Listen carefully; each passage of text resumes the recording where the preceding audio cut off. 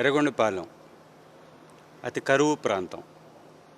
వెలుగొండ ప్రాజెక్టుకి స్థలాలు ఇచ్చినటువంటి ప్రాంతం.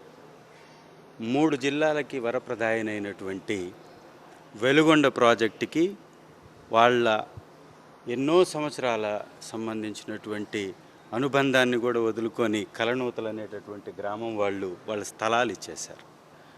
ఈ R&R ప్యాకేజీలో దాదాపుగా 2 సంవత్సరాల నుంచి ప్రభుత్వం వచ్చిన తర్వాత నుంచి అనేక పర్యాయాలు కలెక్టర్ గారిని, జాయింట్ కలెక్టర్ గారిని, కొంతమంది పేర్లు లేవు, టెక్నికల్గా ఏదో ఒక స్పెల్లింగ్ మిస్టేక్ వలనో, లేకపోతే ఏదన్నా చిన్న తప్పిదం పేపర్లో ఉండడం వలనో, లేకపోతే అనేక కారణాలు, తప్పుల కారణాలు చూపించి కూడా వాళ్ళని R&R ప్యాకేజీలో చేర్చలేదని 1500 కుటుంబాలకు సంబంధించినటువంటి అర్జీలు ఇవ్వడం జరిగింది.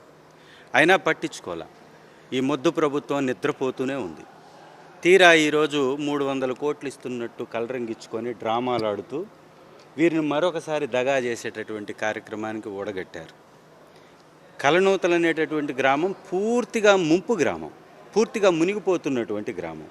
ఆ గ్రామాలకు సంబంధించినటువంటి వారికి R&R ప్యాకేజ్ పూర్తిగా ఎగనామం పెట్టేటటువంటి ప్రయత్నం చేస్తూ దాదాపు 200 మందికి పేర్లు రాలేదు.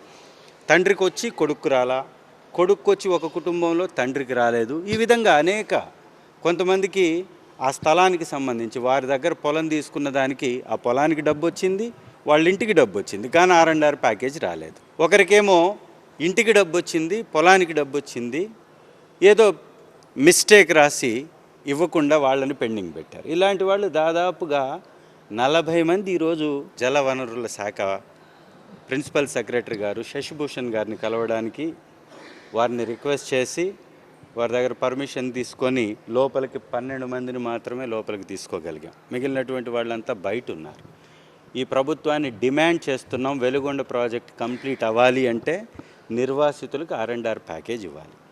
R&R ప్యాకేజ్ ఇవ్వకుండా డ్రామాలు ఆడుతూ కావాలని వీరిని మోసం చేసే ప్రయత్నం చెయ్యవద్దని ముఖ్యమంత్రి గారికి కూడా రిక్వెస్ట్ చేస్తున్నాం, డిమాండ్ చేస్తున్నాం ఈ ప్రభుత్వాన్ని.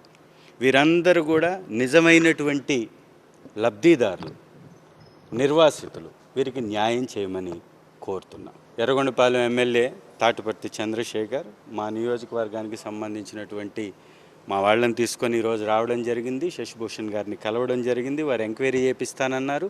ఈ ఎంక్వైరీ పేరుతోటి కాలయాపన చేయకుండా ఇమీడియట్గా సత్వర పరిష్కారం ఇవ్వవలసిందిగా ప్రభుత్వాన్ని డిమాండ్ చేస్తున్నాం.